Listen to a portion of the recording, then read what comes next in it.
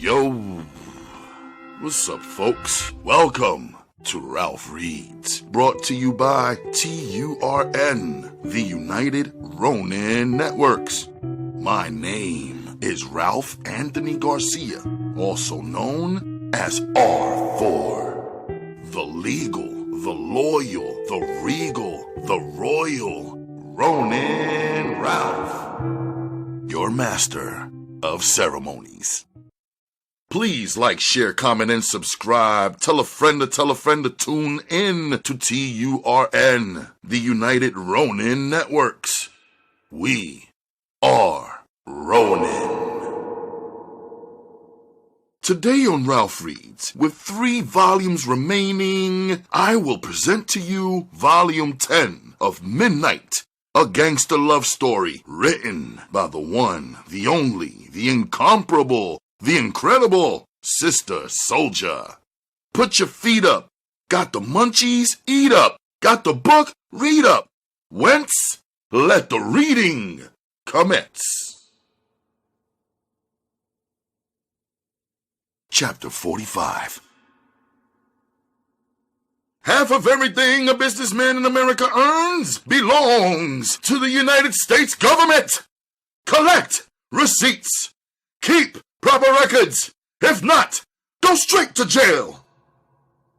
It was eye-opening, new information for me and mind-blowing.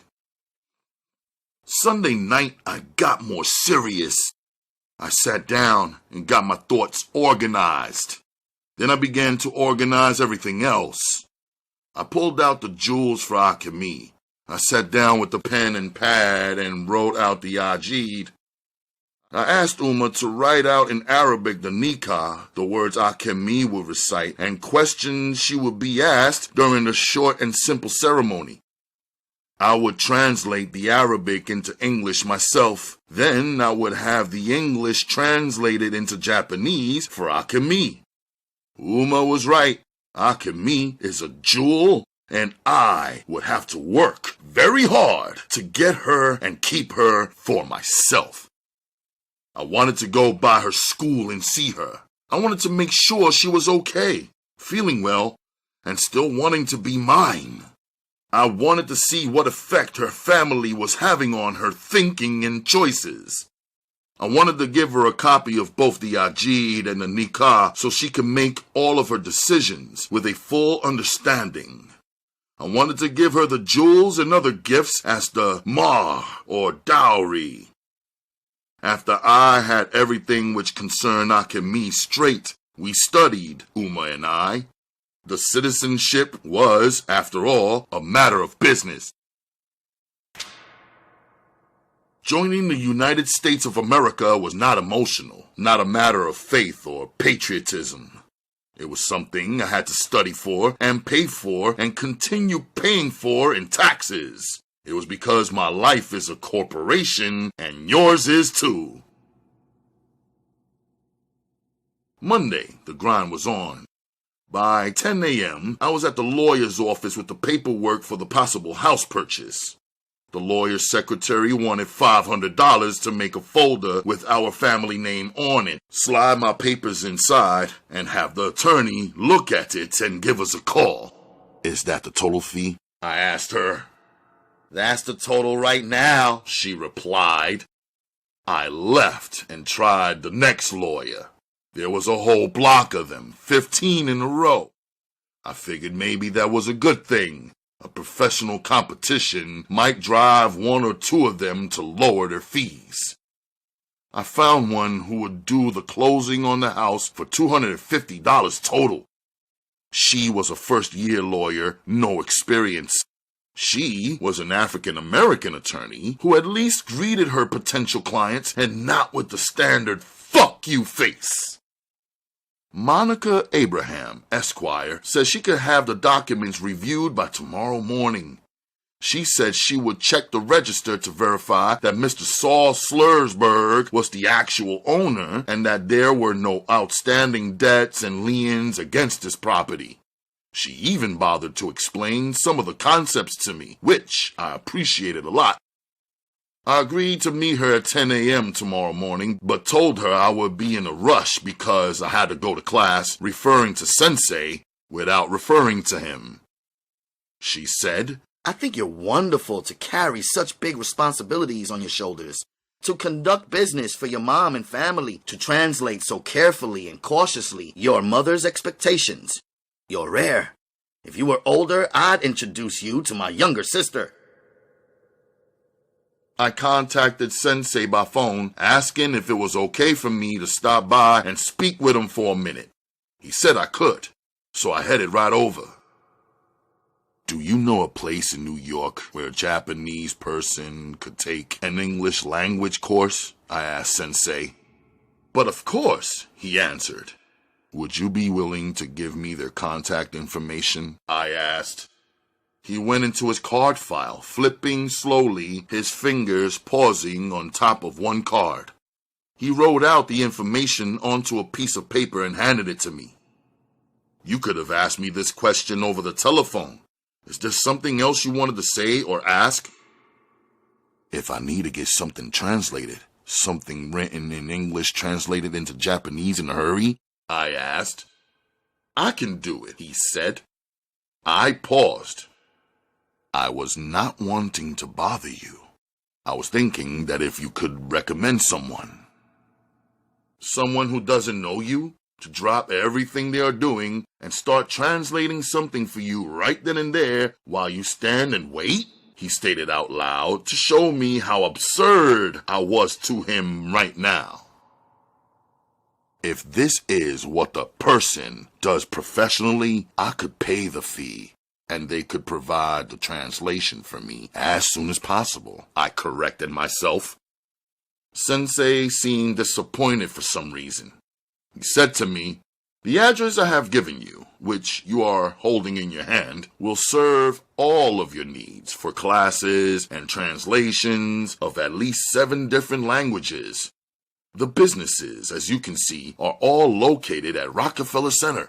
There, they are used to assisting immigrants and foreigners. There, you will find a professional stranger to do as you wish, anything concerning language. If this is good enough, I do have another matter to tend to.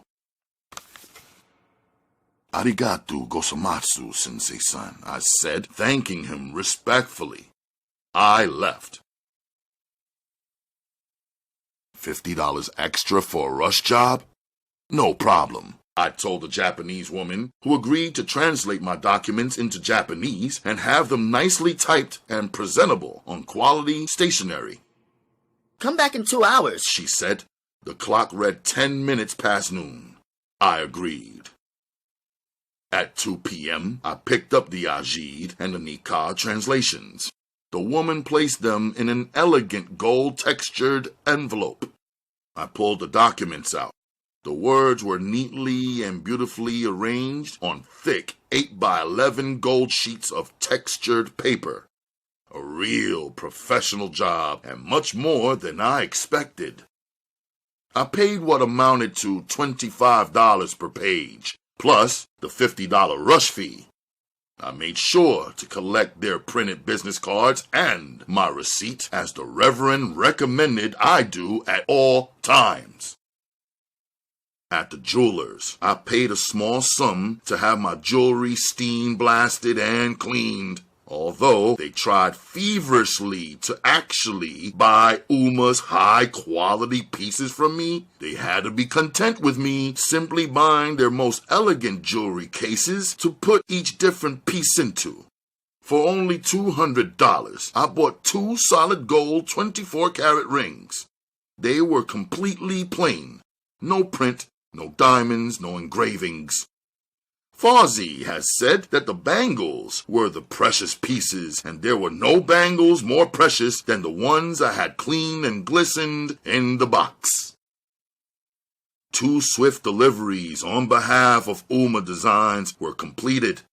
They were the items that the 2 clients ordered at the tail end of the big wedding and were patient enough to wait for. I gladly handed them over and accepted the generous tip from one of the clients, which made up for the non-tip from the other. I picked up Uma at 5. We went to the apartment. I showered and dressed all over again. I had never really known what it felt like to be nervous, but I was getting a little familiar with the sensation. At Pratt, I waited at her classroom door.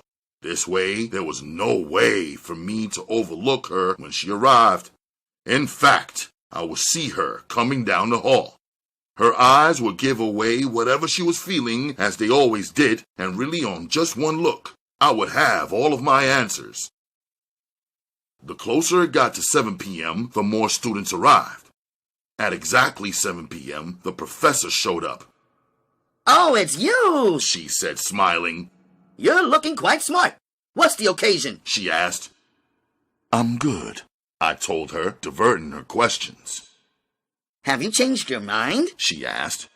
"Excuse me?" I replied. "About the modeling job," she teased. "Nah, I'm just waiting for Akemi," I said.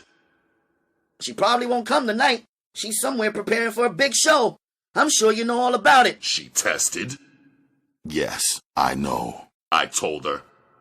"Okay then, bye-bye. Let me know if you change your mind about the modeling. Akemi or no Akemi." She waved and went in. I stood against the locker, my heart splitting in half, my body temperature rising, feeling like a fucking fool. I heard her cousin's voice in my ear and her annoying American accent. "Akemi knows where you are. If she stopped coming around, maybe it's because she doesn't want to anymore." I hopped the train, thought about not going to the dojo, then thought about going home and facing Uma with no results. Thought about going to Queens instead, to Akemi's studio. Within seconds, I realized that was a wrong move, especially in my state of mind. What kind of a love could she and I have if I had to fight her uncle at his home?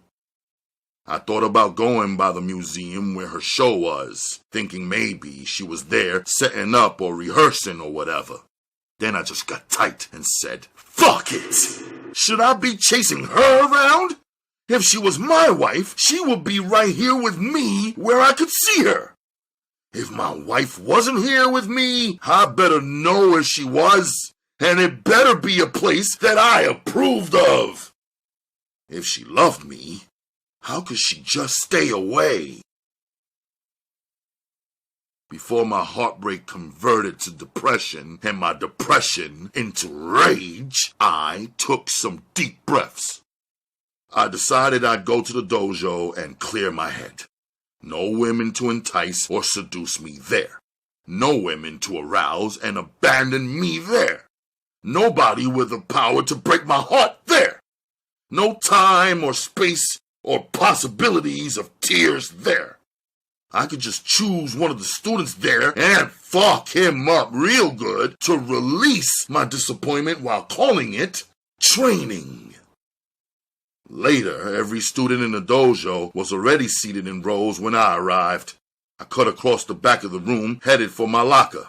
I needed to change in a flash. Suddenly, they all stood up, the 16 or so ninjutsu fighters, and began clapping. I turned and looked at Amir like, what the fuck is going on? I was surprised to also see Chris. I was so sure he was finished at the dojo. When I turned to get an answer from Sensei, I saw Akemi standing in his space instead. Her eye was completely healed. When I looked into her eyes, I could see my reflection. I knew that I had my answer. She wore a gold tunic dress and Manolo Blahnik sandals, a pair I had seen in that expensive store. Her Fendi Python pocketbook was so mean it could be worn without clothes. I had to pull myself back from my fantasy and focus on what was really going on in my dojo. She looked so good that she had the men on their feet. Even the master of calm, Sensei himself, looked swept away. Now, there were 36 eyeballs focused on my reactions. I cut and walked around the men like they were corn stalks in an overcrowded field. As I got closer to her, she stepped up and folded into me. I embraced her warmly and completely, even though I was in shock. I was so used to being a private person to hold my heart in my hands in front of men who have been with me for years but never really knew me, made me feel vulnerable in ways that a fighter should never be vulnerable. If there was ever a time for an enemy to kill me, it would have been right then. I was so open in that moment that I was unlike a ninja, completely defenseless. She remained there in my embrace. Then I turned her by her shoulders, kept one arm around her, and walked off to move us into a private corner of this large room. I pulled out the gold envelope and handed it to her. She smiled and pulled the contents out and read them over.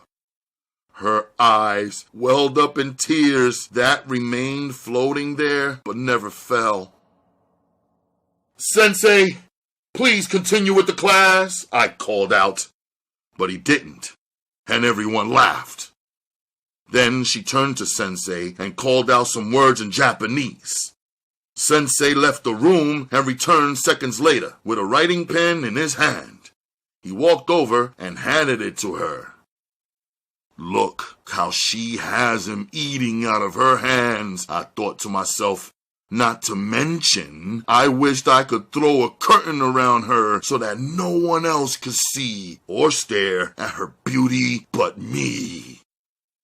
She started writing on the papers as she walked away, all male eyes positioned on each of her heeled feet moving gracefully across the floor.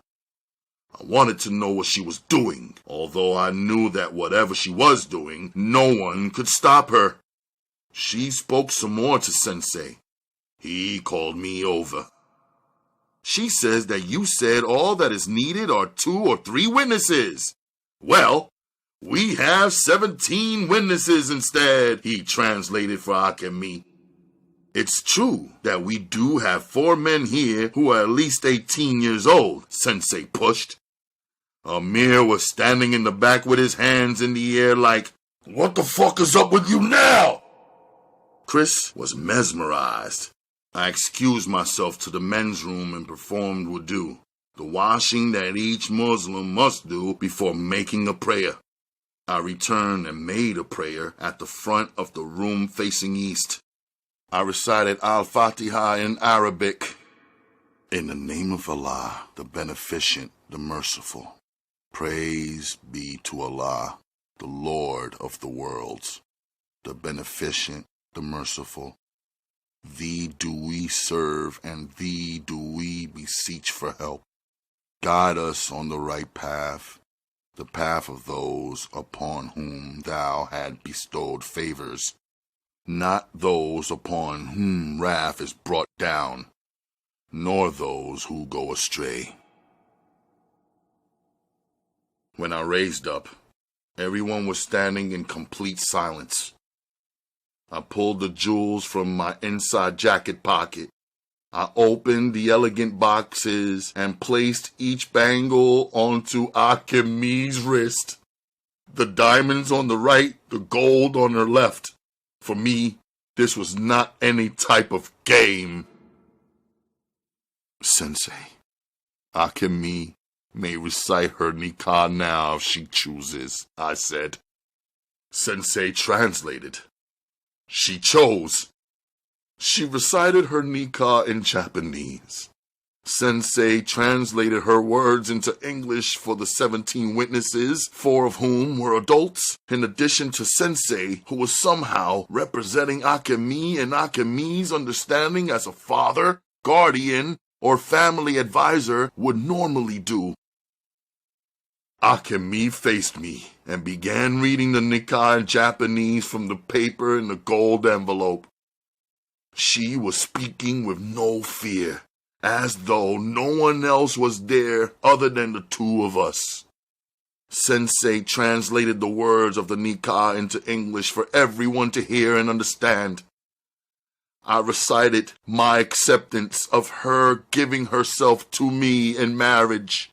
We signed the ajid in the presence of everyone. Sensei placed his signature on our documents, as did 2 other adult students whom I knew from regular classes. I opened the box with the simple gold rings and slid one onto her finger. She placed the second ring onto mine. She held her arms up for everyone to see. She dropped her wrist down to show off her fingers and the ring. Then she bowed over completely before me. These cats went wild with cheer. Not your average Islamic ceremony, I knew. Having already signed her name on all of the documents, she handed Sensei the paperwork plus some papers from her pocketbook and said some words to him in their language. The more she spoke to Sensei without my understanding, the more uneasy I became. She turned to me and folded herself into my embrace. She eased out from me and turned to leave, and of course I followed her. As we exited the dojo, a limousine, double parked halfway down the block, began driving our way. The driver pulled up and double parked in front of the dojo. The Asian driver emerged and ran around to open the car door. I told him to get back in the car. I spun her around and looked at her to show my confusion at whatever her plan was. She placed her hand onto the car door handle. I put my hand over hers. The gold glittered polish on her fingertips looking exquisite against my black skin. We opened the door and she stepped on the inside of the limo door. Then she turned towards me to show me that she was leaving alone. She said, Ashiteru. In a move that went against all of my beliefs about public intimacy, I kissed her. She leaned against the warm exterior of the limo and her body relaxed. Her mouth was moist and warm. I saw her eyes roll into her head and then close in pleasure. She gave in to the feeling. Soon she pushed my body away gently and said, Sayonara. This is a Japanese word that almost everyone knew or heard or said before. But since I first met Akemi, it is the one word that I never liked to hear her say. She got in the limo. I closed her door and went to the other side where her driver was. I leaned in towards him knowing that I was intimidating him. He was a small man. He opened his window only enough to hear me out. Where are you supposed to take her? I asked. New Jersey, he answered. I stood there with my hands on his window, delaying him. All I could think was that I wanted Akemi to stay here with me. I felt 1,000% possessive over her, same as I did before we recited the nikah, but it was even more pressing to me now. Instead, I told myself she will be fine, and she will make the right choices which are best for both of us. I felt wrong for doubting her in the first place, when it was so completely evident that she is mine, and I am where she wants to be. I pulled away from the driver's window, tapped the top of his hood, nodded to Akemi, and the driver pulled off. Nobody was fighting in the dojo. Everyone was at the window watching me. Amir was in the front row, of course. As I approached the building, the curtain that separated the ninjutsu world from the Brooklyn streets dropped. When I entered the dojo, they were all seated on the floor there staring at me. What? I asked. Sensei was seated in the middle of them on the floor, which I had never seen him do before. With a playful smile, he said, "If at your age you can win over such a lovely young wife who will do anything for you and pledge her love with such open loyalty, then perhaps you should be teaching this class. And I should be back here listening and learning from you." The class laughed all together.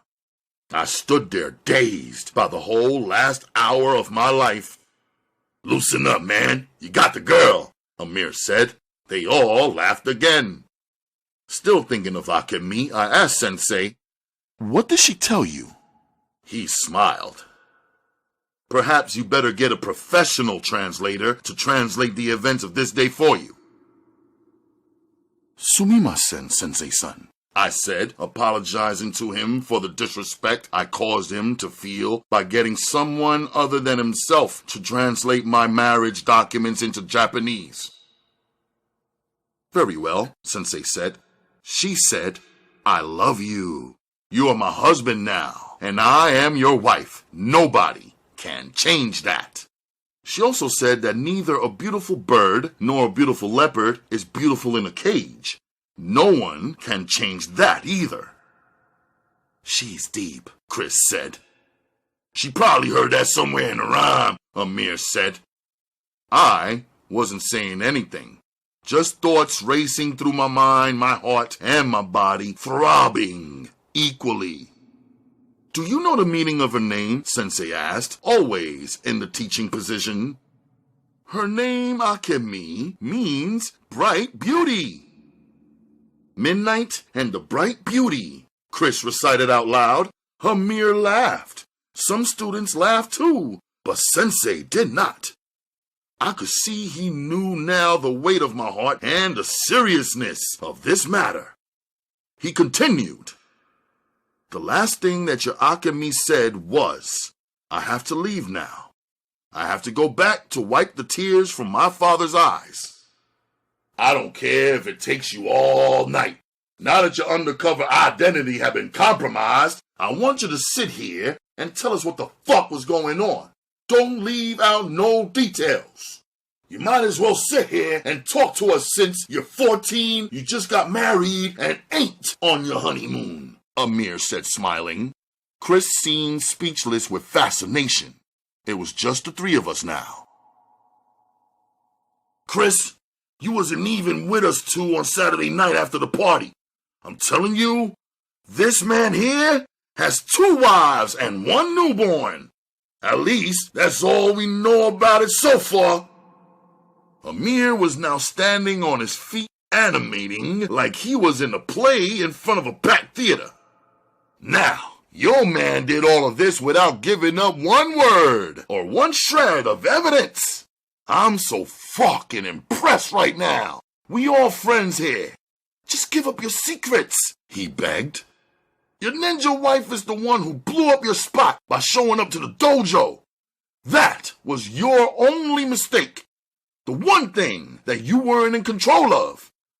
I'm surprised you even let her know where the dojo was at," Amir performed. I had to laugh at that one. I didn't. "She took the paper from my house," I admitted, thinking back to when she was walking around my bedroom, rummaging through my stuff. Then I relaxed a little. "I'll only tell you 2 this. Akemi is my girl, my wife. That's it. Bangs, she has love for me, but I can't rock with her. Her daughter is not my daughter, and that's all I'm gonna say." "Akemi, I mean your wife, she's beautiful," Chris said. For the first time, another man commenting on my woman sounded sincere. There was no offense in his compliment, no wrong intention. "I admire you, man. I admire you, man, for real. We've been busy playing. You been busy growing up," Chris said so seriously. Then he looked like he went into his own head and began reflecting on something. "Who is she? Where did you meet her? Is this marriage even legal?" Amir challenged. "Our parents have given their permission," I said, holding up the envelope containing all of the signatures, including the form signed by Akemi's father.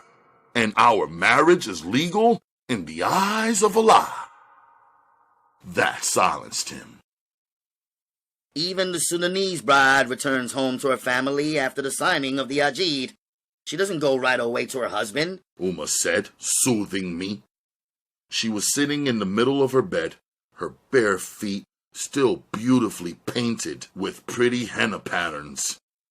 Her lamp lit up her excited eyes as I recounted the story of my and Akemi's vows. The Sudanese wedding takes 7 days or more. Do you know that after the huge ceremony for Fawzi's wedding, the entire family reconvened 2 days later for his walima? Walima? I asked. I was seated on the floor with my back up against the wall. It is the family breakfast feast where the families celebrate the proof of virginity of the new wife. It is also a prayer breakfast in hope that Allah will bless the newly married couple with new life. How does the family have proof of the virginity? I asked, feeling naive. When you go into a new bride, if she is a virgin, there will be blood. It will not be a shower of blood, which occurs in the woman's monthly flow. Females vary, but there must be some blood coming from her below, quote-unquote, on the first night of intimacy. The husband will know how it feels, how it is, and how it looks. He will take time to see the blood. When the husband is sure and feels that his bride has not been entered into by any other man, he is happy. So the families are happy, no one feels cheated, everyone celebrates. I already knew there would be no walima between our two families. Yet, I felt a heavy Sudanese kind of pride that there will be blood coming from below, quote-unquote, not a hand-me-down girl or someone else's leftovers or an abandoned or passed-around piece. In my bedroom, I kept turning her words over in my head. I have to go back to wipe the tears from my father's eyes.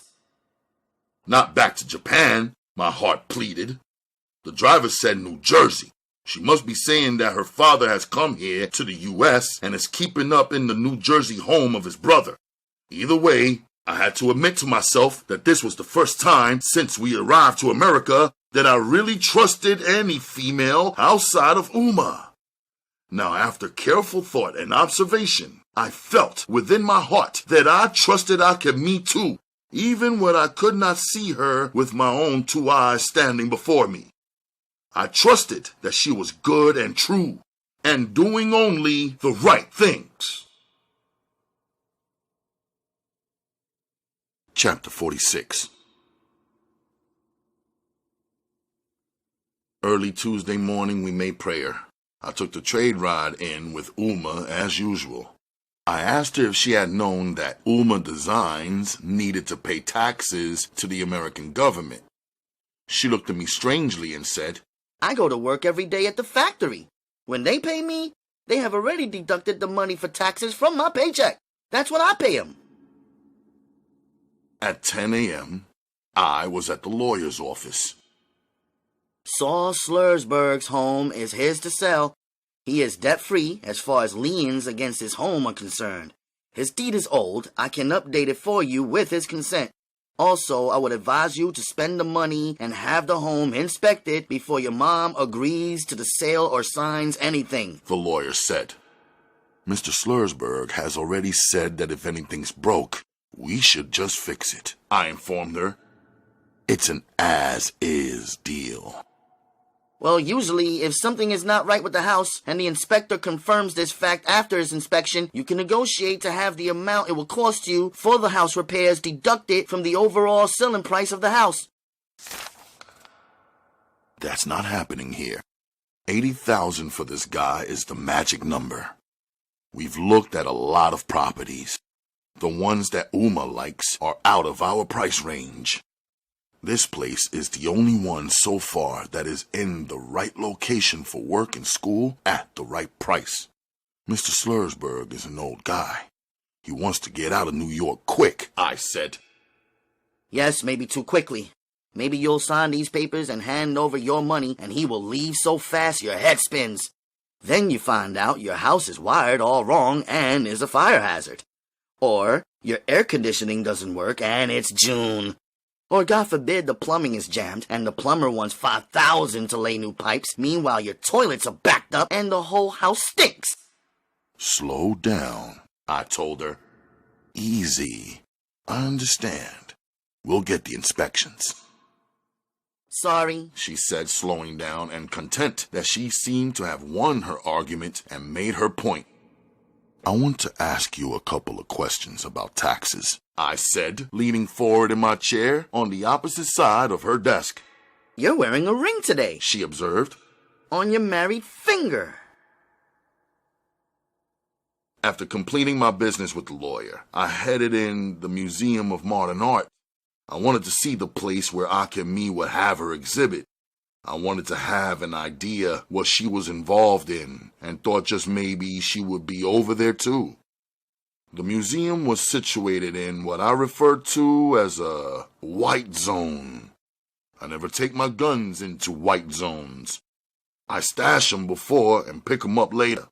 White zones are closed-in areas where it is guaranteed that there will be metal detectors, security, and constant police patrols. White zones are areas where I already know there won't be many black people, where I will be an obvious standout and automatic suspect. It is very easy to get picked up in a white zone because the authorities are all the time wondering what the fuck you are doing there and what the fuck do you want.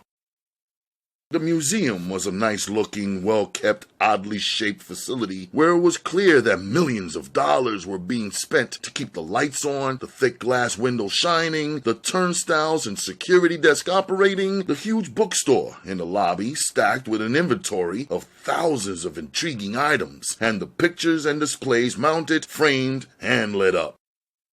At the museum entrance, before the security desk, there were 7 metal easels on which thick boards were mounted, advertising the upcoming exhibit and exhibitors. 7 continents, 7 geniuses, 7 youths, the display was titled. Underneath the board for Asia was a huge black and white photograph of my wife, Akemi Nakamura. The caption beneath her photo read, "As soon as she sees you, you're captured." Looking at her picture, I could see that it was taken before we met. Her ears were not pierced in the photo. I looked at the way her thick black hair, black eyes, and full lips were pulling me. I wondered if they were pulling everyone else too. Their description of Akemi read, 16-year-old Akemi Nakamura is the Japanese-born artist who swept our art competition and best represents the artistic talents of the youth of Asia. She has mastered the unique style of combining pencils, markers, and paints together on one surface. Her original artwork also contains numerous creative surprises that make it stand out from the work of her peers. Her greatest talent, however, is her photographic memory. She despises drawing or painting using mounted objects or models. It is believed that she can look at her subject once, close her eyes, and then open them and bring it to life on her canvas in great detail by memory. She is a unique talent unlike any artist the world has known. Her eyes are more precise than a camera. This is why we say, quote unquote, as soon as she sees you, you are captured. Behind me now were 3 or 4 people, also taking a look, but not a glance because they didn't leave right away. They stared instead. An attendant in matching paints and vests approached the gathering crowd that was beginning to block the museum entrance. Welcome to the Museum of Modern Art.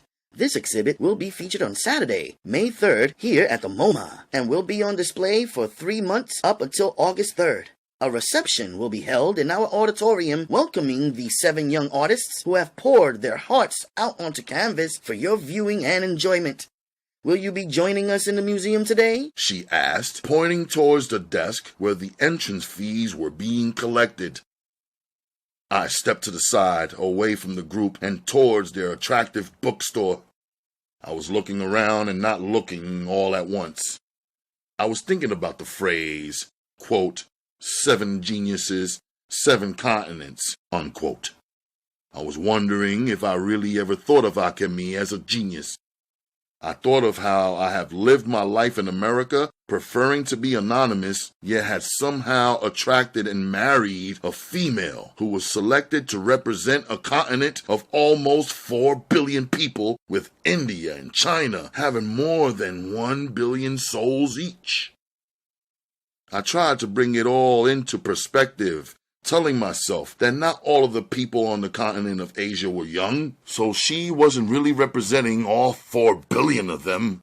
Not everybody on the continent of Asia was an artist, so she wasn't really competing with very many. However, my excellent math skills betrayed me.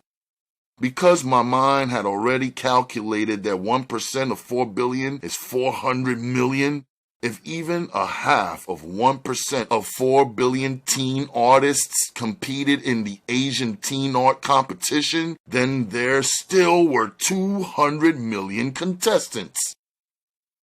If the contest sponsors did a lousy job and failed to look at all of the artists' work and just settled on the best out of 5,000 teen artists, Akemi still would be considered a phenom of international importance and clout. In falling in love with her honestly, I had not considered her in this way as a woman who belonged more to the world than to me. As she blew up in significance in my mind, I began to feel local and small. An African boy from thousands of miles away who was just trying to protect and help provide for his mother and sister by building and maintaining a small family business, who also worked in a small fish shop and fought in a small dojo and conquered small men like Tafari and Conflict, who were even smaller. I thought of my father, who was a phenomenon himself, an international phenomenon. I thought of how he saw the whole globe as his backyard and traveled freely around the world with no fear, defeating any circumstances that tried to hold him back, and more importantly, propelling himself forward and protecting his interests, his family, and even his culture. I thought of him as the scientist and builder he was, and the great things he built as evidence and testimony to his greatness. I stood trapped in my thoughts, breaking myself down to nothing, and then building myself back up again, stronger. If I am my father's son, and he is a phenom, then I should at least be a small wonder. If she, an artist obsessed with creating and recreating beautiful finds, found me, then I must at least be beautiful. If my world is small and hers is so large, then she, who must have seen so very much and traveled so very far, was like a collector of rare jewels, wasn't she? She tossed the rocks to the ground, sold off the rubies, emeralds, and diamonds, and held on to one particular gem, the most authentic, purest, shiniest, most valuable one for only herself to keep, didn't she? Building further, I told myself that I might operate in a small world, but I am not small-minded, and I am not a small man. I thought of my grandfather from southern Sudan, who, when I would be standing still in his village, would say, "There's no reason to go anywhere else. You are already in the best place in the world, and everything that is actually needed in life is already here." He would also say that I was, quote-unquote, born great by origin and blood. Our relationship was pure. It happened between us and never involved the artificial or official or material elements of this world. It was an energy so powerful, words would have only gotten in the way. It was a collage of smiles, glances, and looks, along with an incredible effort to read each other's thoughts and convey our feelings. It was a mutual admiration and respect of two young souls in awe of one another. Lastly, I reminded myself that I was not seeing wrong when I looked into Akemi's eyes. I was not feeling wrong when I was on the other side of her touch, her kiss, our love. Chapter 47.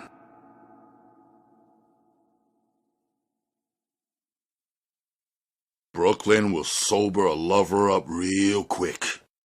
I flipped back into focus riding on a subway with the aggressive and weird and wired freaks of New York. I got real clear walking in the Brooklyn streets with the people and prowlers. I walked over to Bangs to collect my shit. She, her daughter, grandmother, and 2 or 3 other people were all outside sitting on the stoop. She handed her daughter to her grandmother and took off running down the street to meet me. I seen 2 male youths on the steps. I figured they must not mean too much to her because she wasn't hiding the fact that she was sprinting over to see me and wrapped her arms around my neck as soon as she got up close. Hey! She screamed. What's happening? I asked. Sorry you can't come into the house today, she said. Oh yeah? Why? I asked. There's a rat in there, so we all ran outside and locked it in, she said. So now the rat's gonna live inside, and y'all are gonna live on the streets? I asked. She laughed. Ha ha, no, she said, all excited. I ran down to the exterminator shop. He wants $100 to get it out. I got 50, my grandmother got 35, but we still $15 short, and we were gonna use the money to get our power back on. What about them 2 dudes sitting on your steps? I asked. They're just friends, neighbors, she said matter-of-factly. Why didn't you tell them to get the rat out? I asked her. They're scared of rats.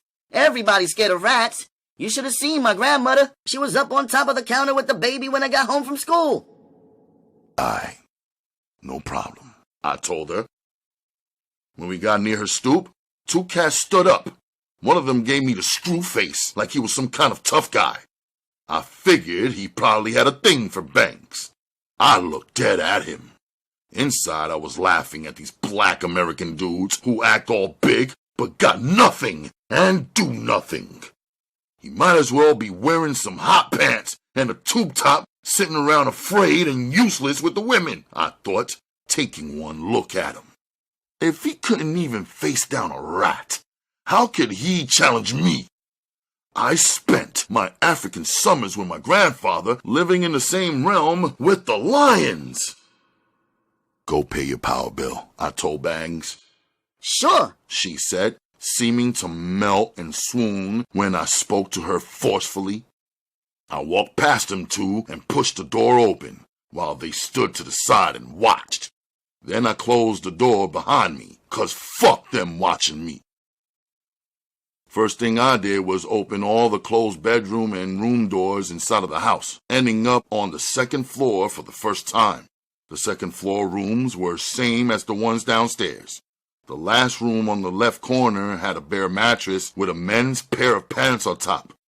I stepped in and took a look. There was an empty bottle of wild Irish rose turned over on the floor. On the other side of the mattress, in a small space, there was a ripped condom wrapper on the floor. I took a double take. Everything else in this house was old and dusty, as if this place was set back in time. But this scene in here, I knew, wasn't from 2 or 5 or 20 years ago. It could have been left there 20 minutes ago or 2 or 5 days back. I stood quietly in the middle of the hallway up there for 15 minutes. I didn't hear one sound. Then I walked to the 1st floor and stood quietly for 15 more. I could hear the rat now. It was running around in the grandmother's room. I pulled out my kunai knives, entered her room, shifted some furniture around, and waited. I was excited at having a live target for my practice. I became completely silent and waited some more. I saw Granny had a box of Fig Newtons on her night table. I pulled one cookie out, crumbled it up, and tossed it around the floor. I stood in one spot for 18 more minutes before the rat made his appearance. I saw him. He was big and black, like he'd been living large. An uninvited guest terrifying the girls and the old lady with no competition or threat of being shut down. Now he fucked around and got fat, greedy, sloppy, and slow. He made a run for those cookie crumbs. On my second toss, my kunai went right through him and lodged his body up against the dank beige wall. His blood splattered like a small kid's finger painting, adding the only color this room had. I left him there for a minute while I went to the other room to collect my gun and our shirts. I came across the box of condoms she tossed at me in the alley a couple of weeks ago. Instinctively, I counted them again. 13. In the kitchen, I grabbed the brown paper bag. I went back into Granny's and grabbed my kunai out of his belly. His tail was frozen stiff in an action pose. I used the brown bag to pick him up. Then I dropped him inside and folded it down. A little bit of his blood soaked through the paper bag, but not enough to make it rip open. In the bathroom, I washed my hands with hot water and soap. The house was still quiet. None of the tough guys had entered to help out or just out of plain boldness or curiosity. Then I heard someone entering through the front door. The footsteps were heavier than a woman's footsteps. I came out of the bathroom and stood at an angle to see who it was. He was a grown, older man. I didn't want to move and scare him. I didn't expect him. There was no way he could have expected me to be inside of this house either. But on closer look, he appeared unstable, maybe even drunk. "Hold up," I called out to him. "Who the fuck are you?" he asked, as though this was his house. "Exterminator," I answered, holding up the bloody bag. "Oh shit," he said. "Glad to see you. I hope they don't owe you no money." "Nah, I did it as a favor." "Come on, man. Nobody does no favors," he laughed 2 quick times and then sobered up. "I don't have no money. Want a quick drink?" He pulled out a bottle out of his coat pocket. "Nah, I'm good," I told him. "Where's Tiffany and the baby?" he asked, looking around. "Who wants to know?" I reversed it on him. "Oh, you're the exterminator and the security?" he asked, looking around. He chuckled. "Something like that." I didn't chuckle. "This is my mother's house," he said with authority. "Where's she at?" he asked. "My bad. Both of them should be right back." "You're bad, you're right," he said, swinging from his bottle. "Excuse me, you said you didn't want none, so stop staring. You're gonna jinx me and make me drop it staring like that. Then you're gonna owe me money." "I don't do favors," he warned. "I'm finished, so I'm out," I told him. I kept my eyes open on him while I went back and grabbed me and Amir's shirts and left. Outside, I called her. "Banks!" She came running down the street. Her grandmother must have heard me call out too. She came right out of the apartment across the street carrying the baby. "He's finished," I told them, holding up the bag. "Boy, you're a godsend. Thank you so much. You the only one of them I know who comes around and does something good. You can come back anytime. You're always welcome in my house," the grandmother said, relieved. "Where you going?" Bangs asked. I could see the craving in her eyes. "I gotta go bury this sucker," I said. "Afterwards, I got basketball practice." "So when you coming back to check me, friend?" She smiled. "Don't believe a man can only be friends with you, Bangs. It ain't happening." "So what does that mean?" she asked. "You asked me not to talk to you about her," I answered sincerely. "Oh, her again." She rolled her eyes. "Just take good care of your daughter. She's the best thing you have," I said to her. "That's right," her grandmother shouted out her agreement. I kissed the baby and told the grandmother and her, "Your son and your uncle is waiting inside of your house." Bangs rolled her eyes and said, "You kissing the baby, but you should be kissing me, Superstore." Chapter 48. When I reached back to my area of Brooklyn later that night, the first thing I did was press the voicemail message button. The first voice there was Akemi. She was soft-spoken, expressing musical and very relaxed Japanese so casually as if I could understand one word. I smiled and imagined, I am still here with you. Everything is as good as could be expected. I'm working hard. I hope to see you soon. She was turning me into a very patient man. NAJA wasn't patient. When I went into her room to check on her, she posted me up. She was awake, sitting in her bed when she should have been lying down asleep. You missed Family Day on Sunday. Will you miss it next Sunday too? She asked. I'm sorry, NAJA. It was an emergency. I had to go and check on a friend. I apologized, referring to the trip to Chris's church. But you told me that these people are not our friends, she said, puzzled. I told you that the people in this building and this neighborhood are not our friends. I said the little girls in your school are your friends. What about Shayla and Kimmy? She asked. They don't go to my school. Who? The two that were riding my bike with me the other day, she continued. It's hard to tell if they're your friends because you have only played with them once. Besides, you won't really know if they are friends unless they get their own bikes. Why? She asked. Because sometimes people pretend to be your friend when you have something that they want to use. I told her, feeling bad about poisoning her view of life, but knowing that she could not remain naive forever.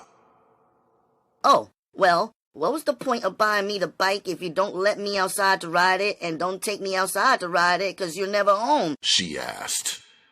Maybe I'll take you somewhere special soon where you could ride your bicycle without worrying, I told her. Well, if you would have given me my fight training like you said you would, I could ride my bike here in front of the building, she said, calling me out. I stood up, thinking to myself that the more females a man is related to and the more females a man knows, the harder it is for him to divide himself up and give them each what they need while protecting them all at the same time. What's that smell? I asked her, looking around her bedroom. What smell? She said casually. I don't smell anything. But I knew there was something because my sense of smell is excellent, and Uma's use of fragrance is incredible. There was something in NAJA's room alerting my sense of smell and interfering with Uma's fragrances, which was usually the scent that dominated our apartment. I walked around NAJA's room checking. When I slid her closet door open, it was impossible not to see the sparkling eyes of a baby kitten as she sat inside of NAJA's house slipper. I closed the closet door, leaving a small space for air. I turned around and acted like I had not seen the kitten. I wanted to see how NAJA will handle this situation. Do you keep secrets from your family? I asked her. Do you keep secrets from your family? She turned the question around on me. No, I answered her. Are you sure? She asked. We're not talking about me. We are talking about you, I said. I don't if you don't, she said, speaking too smart for her 7 years. NAJA, I am your older brother. It is my job to care for you. It is not your job to take care of me. So quit playing and tell me your secret before it turns into a lie. I have not lied to you, she said. Have you lied to Uma? I asked. No, she answered. There's just something I did not say.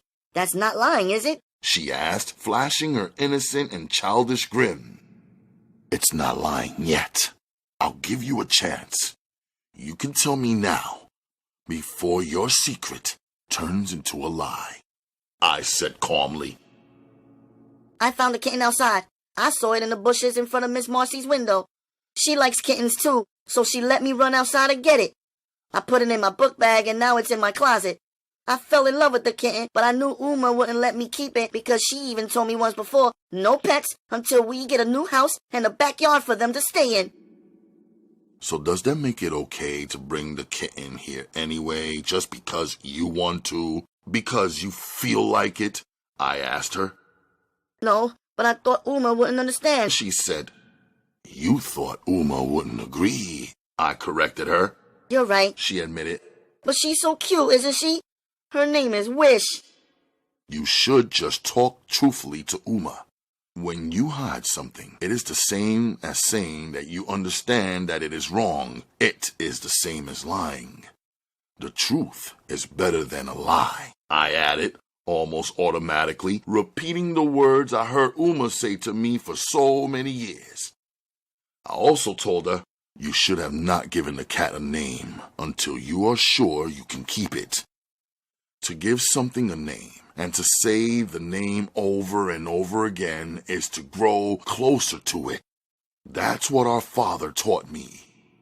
I didn't confide to NAJA that I learned this lesson when our father was teaching me how to slaughter a sheep. That was the year I stopped naming animals that we intended to eat. Maybe she felt something from me because as those memories occurred, she begged, Tell me a new story about our father. Your stories are so good. She smiled and sank down into her bed. I sat on the floor beside her and spoke quietly. Uma's sewing machine was humming. Still, I wanted to be sure not to raise my voice enough for her to hear me telling aloud the stories that would stir emotion inside of her. The stories that she already knew so well. Do you want to change your name? Because this is the time to do it, the clerk at City Hall told me after Uma and I were granted our citizenship.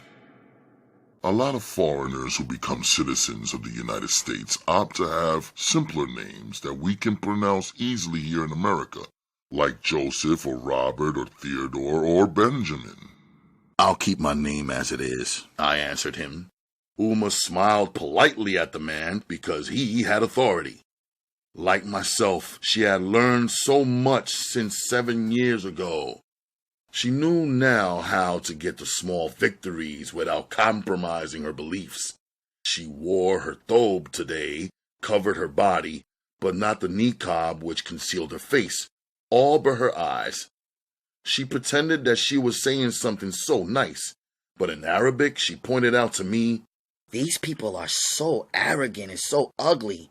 They always assume so much. Looking at Uma's smiling pretty face, the clerk eagerly signed my certificate and said, Congratulations! You are now a citizen of the United States of America, the greatest country in the world. I took Uma over to Rockefeller Center. She stood staring at all of the flags they had raised in the open space behind their building and beside their outdoor skating rink. I want to show you where the language courses are, Uma. You can sign up for an Arabic to English class. There will be many students there who are just learning at your same pace from all over North Africa and the Middle East. It will be what's best for business. I tried to convince her, but Uma was still looking up. Uma, what are you doing? I asked her. I looked at every flag 3 times already.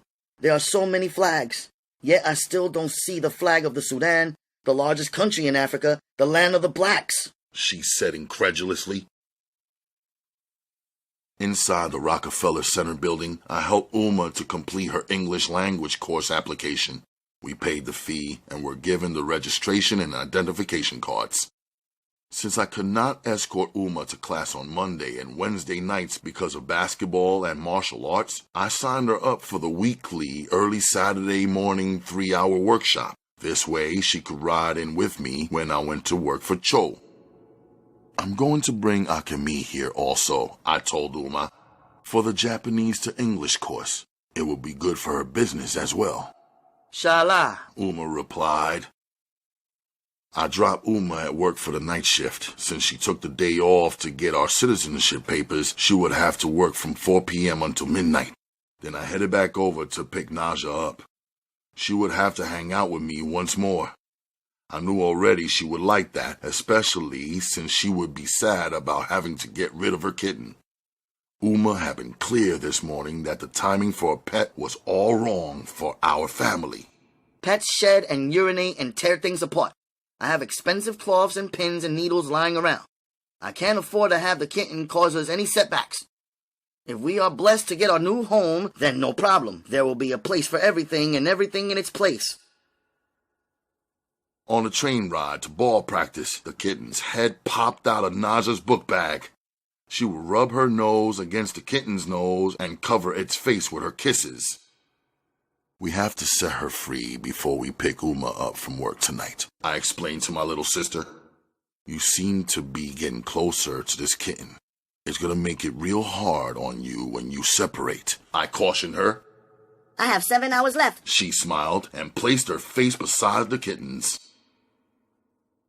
Saturday night's game is a real one, not a scrimmage. So let's pick up the pace. No home court advantage this time around. We have to roll on Brownsville hard and strong. Be prepared to move in, handle our business, and move out. And no partying or celebrating over there when we take it from those boys.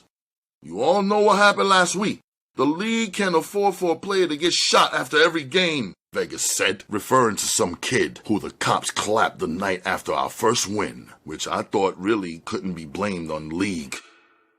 Yo, coach, I hope when we win, we ain't gotta go out with you again. My girl's complaining that you taking up all my time, Brad said. The team laughed in agreement. Come on, who else is gonna take you to see the best movie ever made in the history of film besides me? I bought you ungrateful crybabies popcorn and soda, Vega defended. I'm not gonna lie, that was a fucked up theater you took us to, but I hear you because you got the discount. And Tony Montana, he's the motherfucking man, the player named Machete said. But he didn't win in the end. That don't matter, Panama said. He had so much fucking style when he was doing it. A good 10, 15-year run on top of the world. Guns, paper, mansions, whips, bitches. I'll take it all. Word up, Mateo said. I just watched and listened. I missed the Scarface movie the team went out to see that night. Yet what they were saying hung in my head like a riddle. It is better to have all the best things and a short life or live average until you're 70 or 80 years old. What's the value of life, I thought to myself. That's an assignment for you, Vegas said, pointing me out. Have you ever seen a Scarface movie? He asked me. Nah, I answered. Well, Cacho, go and check it out, Vegas said. He glanced in the corner where the bleachers are, where my little sister NAJA sat waiting. But don't take your little sister, man. It's no good for her, he said sincerely. I was skeptical about playing ball with the league and these guys in the beginning. As I looked around the room now, there was Panama, Machete, Braz, Mateo, Jaguar, and the rest. We were all players who originated from some other country outside of the United States. I wondered if it was set up that way intentionally. I wondered if the reason we all got along so well was because we aren't like the Americans. I thought about Amir and the crazy-ass red team. I wondered if they was all fucked up because they were all African Americans. They all hated each other and couldn't do anything united, not even play ball. Even their African American coach was a fuck-up who didn't show from time to time. After practice, I saw her walking up, still moving swiftly even with the extra weight in her hands. The team was just letting out, so they all saw her coming, too. So did NAJA. Bangs came up quietly and sat on the wall with her daughter silently, giving me a chance to play her off and keep on walking past if that's what I wanted to do. I walked over and sat on the wall beside her instead. Bangs, this is my sister NAJA, I introduced them. Bangs? What does that mean? NAJA asked. Ask your brother. He gave me that name, she said, blushing, her pretty dimples showing up for every smile. You gave her a name? NAJA repeated, shocked. Then you must be close to her. You said don't give something a name because you'll grow closer to it, right? NAJA asked me. I was talking about your kitten, I said calmly, trying to move her on to the next topic. Ooh, I love cats. Can I see it? Bangs asked. If you let me see your baby, I'll let you see my kitten. NAJA said. Then they traded. Put your arm up like this, so the baby's head won't fall back. I demonstrated for NAJA. Is that what you do when you hold a baby? NAJA asked me. That's what I did when I held you, I answered. Did you give this baby her name too? NAJA pushed. No, I didn't, I said, trying to remain cool. Meanwhile, Bangs was caught up with the kitten. Who did? NAJA asked. I named her. Bangs answered, finally realizing she was dealing with a clever-speaking little girl who was very protective over her big brother. So how long have you known my brother? NAJA asked her. You don't have to answer that, I told Bangs. About a month and a half or so. She answered. Do you know his wife Akemi? She's very pretty. NAJA told. Bang's happy-going expression shifted to a look like someone kicked her in a soft space on her body. After she saw that NAJA might be getting the exact reaction she wanted, she straightened her face up and responded. I haven't met her, but I'm pretty too, don't you think so? Bangs asked. Not as pretty as Akemi. Besides, you already have a baby. NAJA added. Where's your husband? NAJA handed over the baby and took back her kitten. That's enough, I told NAJA. Her little body stiffened. Then she settled down some, although her eyes were still rolling around with suspicion. Superstar, can I talk to you for 1 minute? Bangs asked. Superstar? NAJA complained. Bangs and me stepped away a few feet. Tell the truth. Don't you see that me and you go nice together? She asked. We probably could if I wasn't who I am, I said. What? She asked. See, Bangs, you don't even know me. First off, I'm Muslim. I can't mess with no females who I'm not married to. Her eyes widened to twice their size, it seemed. I knew some Muslim guys, and they weren't like that, she said. They weren't serious, I said. So what are you saying then? She asked stupidly. I'm not supposed to even be chilling with you like how we were. I mean, you asked me to tell the truth, right? Look at you. Your body is crazy. How long do you think we could sit around each other and not end up wrapped up into something heavy? And once I went into you, why would I ever stop? And how could that be fair to you when I know better?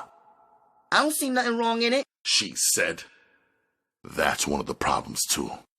You don't see nothing wrong with it. And whose pants were thrown across the mattress upstairs in your house? I asked. She was caught off guard. She paused. They must have been my uncle's, she said. You told me there were only females living in the whole house. You, Granny, and the baby, I reminded her. He don't live there. He just shows up sometimes. What about the condom? I asked her. What condom? She was plain dumb. The ones that were missing from your box and lying next to the pants and the bottle of Wild Irish Rose, I pushed. She gasped like she was caught in something. He must have snuck and did something with somebody up there. He took the condom out my box. He's always taking something without asking, she said. It sounded true. You see, Bangs, I can't do none of this with you. I'll end up killing somebody. She stepped in close to my body. Instead of getting turned off, she was getting turned on, and her nipples were poking through her bra and her t-shirt. Suddenly, there was a moist spot spreading. Her milk was leaking. I gotta go, I said. Please walk me home, she asked. By now, she caught on that I thought that was the right thing to do. Walk a female home to safety. Come on, NAJA, let's go, I said. Where we going? NAJA asked. We're going to walk Bangs home, and then we'll go and meet Uma. You know where she lives? NAJA started up again. Yes, I do, I answered her. Did you tell Uma about her? NAJA asked. No, I didn't, I answered her. Ooh, You lie then. NAJA said. I didn't lie. I just never mentioned it. I defended myself. Well, you better hurry up and tell Uma before your secret becomes a lie. The truth is better than a lie every time. She reminded me. I saw his dark shadow cast on the stoop in front of Bangs' house. She saw it too. Her entire face changed. There goes his stupid ass again, she said. Why don't he go back to his house? As we approached the stoop, NAJA asked Bangs, Who's he? He's nobody, she said to NAJA. He's not your father? NAJA questioned. Nope, he's my uncle. He's my mother's brother. Later, I told her when we reached the steps. Good night, Uncle Nobody. Good night, baby, NAJA said for anyone to hear. Bangs walked past her uncle without speaking and entered her home. I took NAJA's hand in mine and picked up our pace to the train station. When we got seated, I asked her, Why did you act that way towards Bangs? Because I like Akemi, she answered. Just because you like Akemi, do you have to make Bangs feel bad? Why should she feel bad? What does she want from you anyway? NAJA asked. No female likes to be told that another female looks better than her, I said. You're confusing me, my little sister said. Last night I got in trouble for telling a lie. Tonight I'm getting in trouble for telling the truth. Would you rather I did not say anything? She asked without one bit of sarcasm. And you said if I hide something, it's because I know it's wrong. Will we tell Uma about my kitten and the girl and her baby? She asked with innocence. Yes, we will tell Uma everything. It's the right thing to do. I felt forced to represent the truth. When we met up with Uma, my sister immediately revealed that she still had the kitten. Tired, Uma said, The kitten can stay closed in your room for one more night. In the morning, I'll ask your brother to do something with it. NAJA was excited and really disappointed at the same time.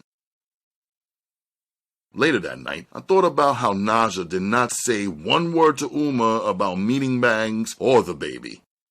She looked out for me and held it in, even though things did not turn out the way she wanted them to with the kitten.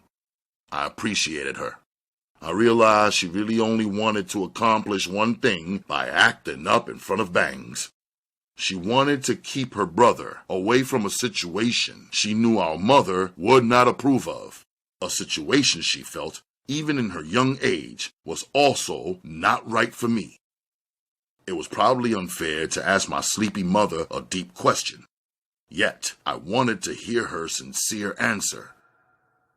We come from a country where Islam is the law. How can we remain Islamic in a country where almost no one believes as we do? I asked. What is making you ask this question? She said, looking intensely concerned.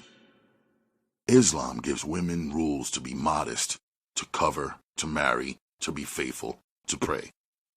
I'm surrounded by females who don't do any of that, and they keep coming at me all day, all night long, I confessed. They are all a test of your faith, she said. Many of them will come, but they are not what is best for you, me, your sister, our family, your children to come, Inshallah. You have chosen a wife. Never trade her for a lesser thing, Uma said with a certainty. I wouldn't think of trading Akemi, I assured Uma. But why would anyone want to give a young man such a difficult test of faith? I asked sincerely. Allah is above comprehension, she answered. Allah is the best knower of all things. In my room, I sorted out my thoughts and feelings. I decided I owed it to Bangs to do something special for her. She really looked out for me on the night that the cops were headhunting. For 2 days, she held on to my gun, and as far as I can see, she didn't fuck with it. Her waiting for me by the window when she heard the police sirens saved me from what could have been a completely different outcome. I couldn't front on any of those facts. Still, I couldn't give her what she really wanted either without fronting on my beliefs. my family, and my wife. But I could give her something that I thought she needed. Afterwards, I would break it off with her. I already knew from the way I acted at the party that night and what I saw and felt in her bedroom, and the temptation toward her was too great. The pussy was too easy. The pussy was probably so good, but good pussy is not enough, and her pussy is not mine. For NAJA, I used my charm on Miss Marcy. It wasn't difficult to convince her to keep the kitten at her place, since I agreed to pay for the cat food, supplies, and maintenance. Miss Marcy had no one else living in her apartment, which is the only reason we allowed and paid her to care for NAJA. Aside from the money, she was very attached to NAJA, and NAJA was very attached to the kitten. So it worked out. Chapter 49. Around 9 a.m., I showed up at Bang's house knowing that she would be in school. I rang the bell. I saw Granny push back her curtain and see who was standing there. Seconds later, she appeared at her front door, still sleepy and sluggish. "Good morning, Miss Kelly," I said. It sure is a good morning. You coming here and saying good morning? I haven't heard that kind of talk from a youth in a long time, she said, still complaining. "I have an idea about a surprise for your granddaughter," I told her. She brightened up and listened. She smiled and nodded the entire way through my speaking to her. Afterwards, she gave me the key to their home. "Take this, just in case I'm asleep when you get back." I took the key. "Oh, and what's Bang's favorite color?" I asked. "Tiffany's favorite color is red." "Pick something else. Her next favorite," I asked. "Purple," she answered. At the local hardware store, I picked lilac. I figured Bangs was already too amped up for the color red. It would just excite her more than she already was. And purple seemed too dark. I thought it might sadden her. Lilac was more of a peaceful, girly color. Maybe it would help her to calm down a bit and mellow out. In Bangs' room, I pushed all of her old furniture to the center. I threw the drop cloth down to protect it. I lined up the perimeter of her walls, floors, doors, and doorknobs with masking tape. I wasn't about to do no dope-ass mural. I am not a painter, but I was about to paint her room to make her feel good. I was about to cover up her walls that seemed neglected for at least Bangs' entire lifetime.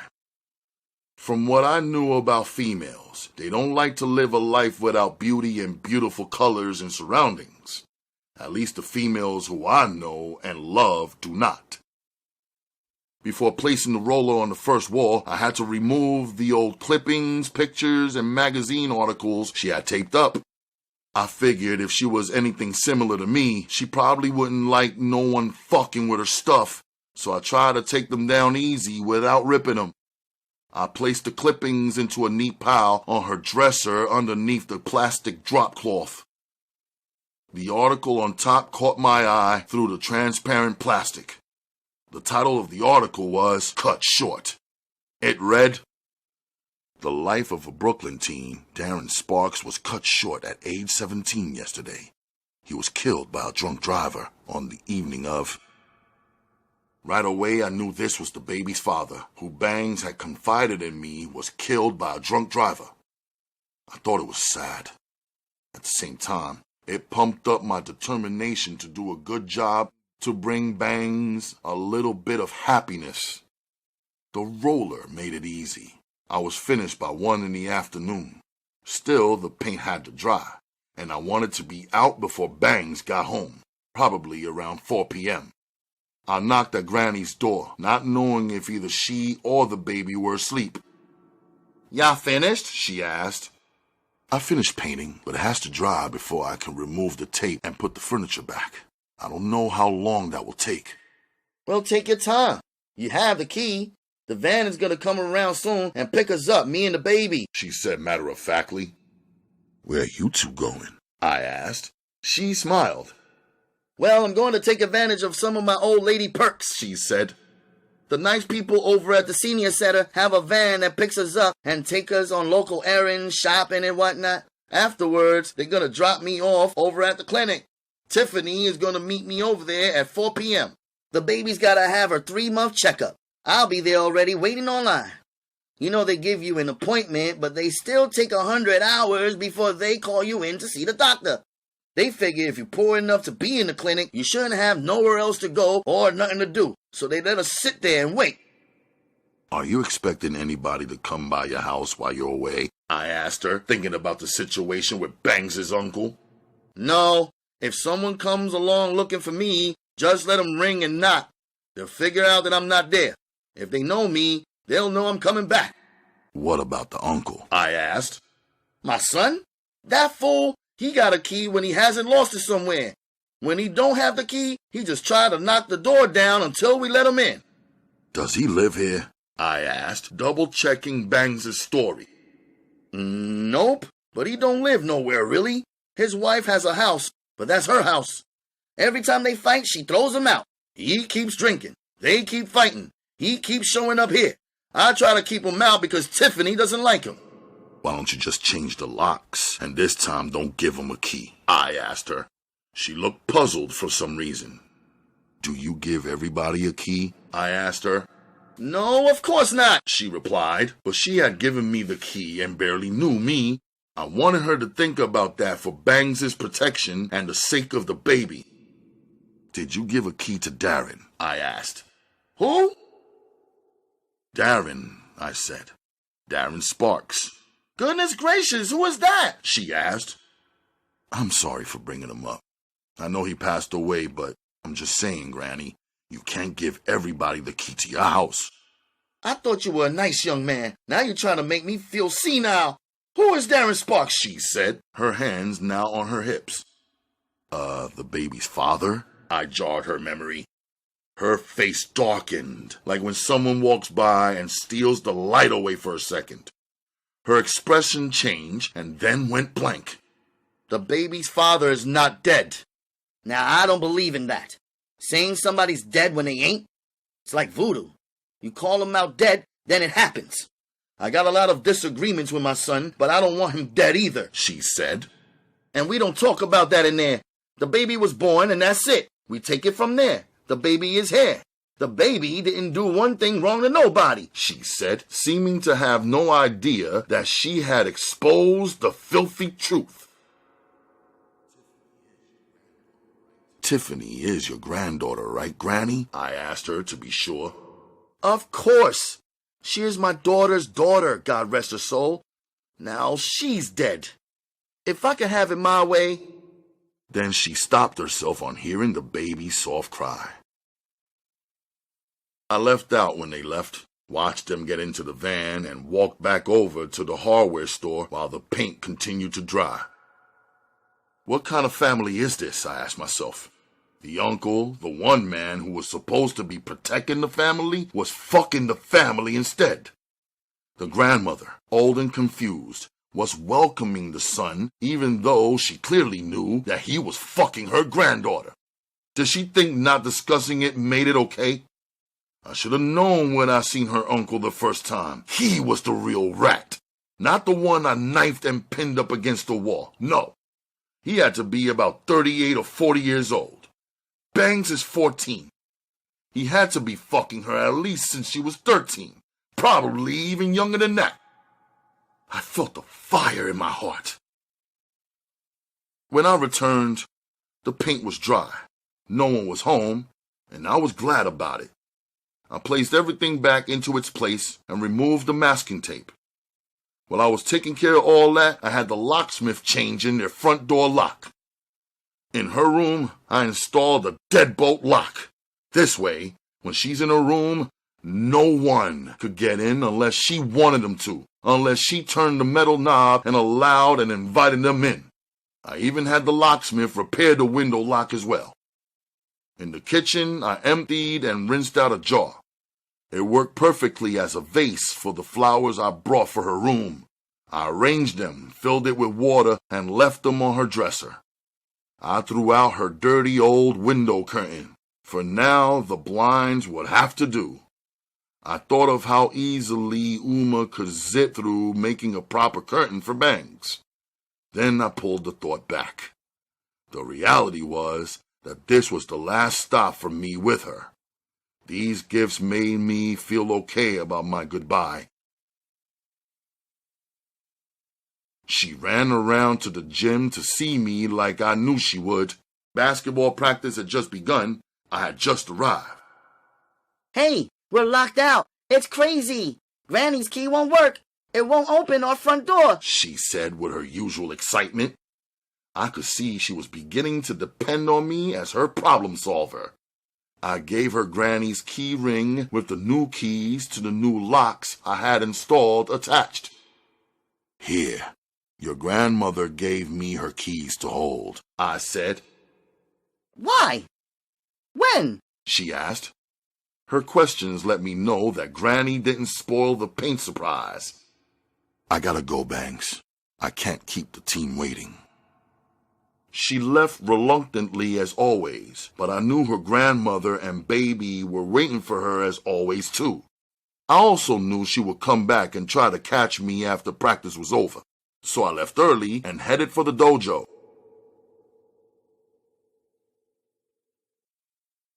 I do sincerely apologize, folks, but we are going to have to pause for the cause because you folks got to tune in to the next edition of Ralph Reads. I would like, or rather love, to thank you queens and kings, fellow royalty, for stopping by.